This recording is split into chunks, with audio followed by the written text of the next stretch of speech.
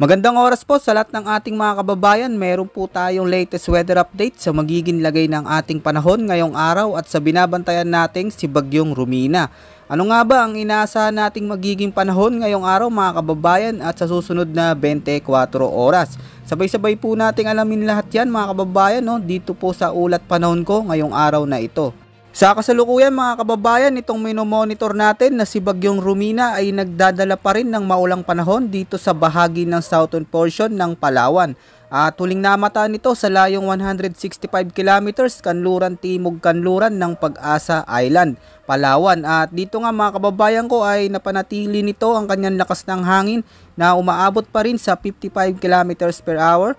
Malapit sa gitna nito at may pagbugso na umaabot sa 70 kilometers per hour.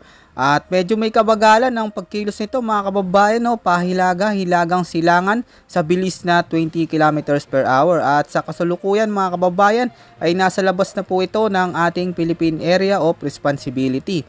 At dito nga mga kababayan, tignan po nating mabuti itong si Bagyong Romina ay mapapansin po natin sa weather forecast na medyo may kalakihan ng kaulapang dala nito. Kaya asahan po natin ang epekto lalo na dyan sa mga kababayan natin sa Kalayaan Island, pati na rin sa southern portion ng Palawan. Kaya pinag-iingat po natin yung mga kababayan natin dyan dahil sa mga pag-ulang dala nito ay hindi inaalis ang posibilidad na mga biglaang pagbaha at pagguho ng lupa lalo na kung nagdudulot ito ng matitinding pag-ulan.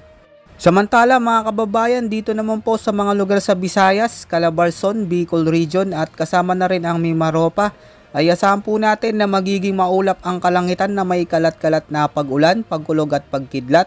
Dulot naman ng umiiral na shear line kaya patuloy pa rin po mag-ingat dahil posible pa rin ng banta ng biglaang flash flood at landslide sa mga nabanggit nating mga lugar. At dito naman sa Metro Manila mga kababayan, pati na rin sa Cagayan Valley, Cordillera Administrative Region, Bulacan, Aurora at sa may Nueva Ecija, pati na rin sa natitirang bahagi ng Luzon, ay asahan po na makakaranas tayo ng kumpul-kumpul na kaulapan hanggang sa madilim na kalangitan na sinasama ng mga pag-ulan pagsapit ng hapon at gabi. At localized thunderstorm naman mga kababayan ko ang malaking nakakaapekto dito sa bahagi ng Mindanao. Kaya asahan po na makakaranas ng maulap na kalangitan na may mga isolated rain showers at thunderstorms. Kaya wag po natin kalilimutan lalo na dyan sa mga kababayan natin na mag-ingat po at palagi po tayong magdala ng payong kung sakaling lalabas po tayo.